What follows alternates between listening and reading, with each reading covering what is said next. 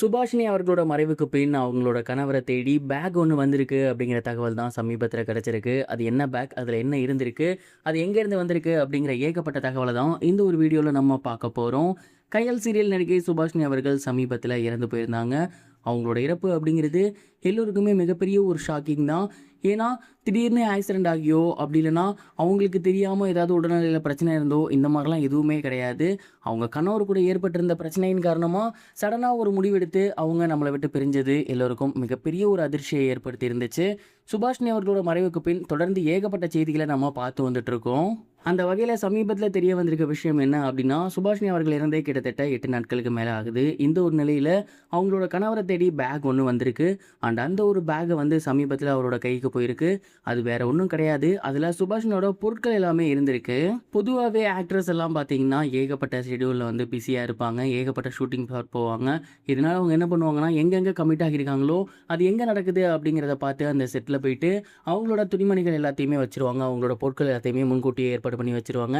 ஏன்னா அப்போ தான் அவங்க அந்த இடத்துக்கு போயிட்டு கிளம்பி அந்த ஒரு ஷூட்டிங் அட்டென்ட் பண்ண கரெக்டாக இருக்கும். ஸோ இதை எல்லா ஆக்ட்ரஸுமே வந்து ஃபாலோ பண்ணுவாங்க. அதையே தான் சுபாஷினி அவர்களும் ஃபாலோ பண்ணியிருக்காங்க. அவங்க கையல் சீரியலில் நடித்தாலுமே ஒரு சில அட்வர்டைஸ்மெண்ட்டில் நடிச்சிருக்காங்க, ஷார்ட் ஃபிலிமில் நடிச்சிருக்காங்க. அதற்காக பார்த்தீங்கன்னா அங்கே இருக்கக்கூடிய செட்டுகளில் அவங்களோட பொருட்கள் வச்சுருந்துருக்காங்க.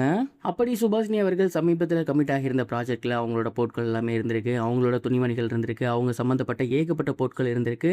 அண்ட் அந்த ஒரு பொருட்களை தான் அந்த ஒரு ப்ரொடக்ஷன் டீம் வந்து சமீபத்தில் அவங்களோட கணவர் கைக்கு வந்து கிடைக்குமாறு அனுப்பி வச்சுருக்காங்க. அது மட்டும் இல்லாமல் அந்த ப்ராஜெக்டில் பாதி தான் அவங்க நடிச்சிருந்திருக்காங்க, மீதி இன்னும் முடிக்கலை. இருந்தாலுமே அவங்களுக்கு பேசப்பட்ட அந்த ஒரு சம்பள தொகை அப்படிங்கிறத அவங்களோட கணவர் கையில் கொடுத்துருக்காங்க அப்படிங்கிறது தெரிய வந்திருக்கு. இந்த ஒரு செய்தி தான் சமீபத்தில் வெளியாகி சோசியல் மீடியாவில் ரொம்பவே வைரலாக போகுது. இதை பற்றி நீங்கள் என்ன நினைக்கிறீங்க? மறக்காமல் கமெண்ட் பாக்ஸில் ஷேர் பண்ணுங்கள்.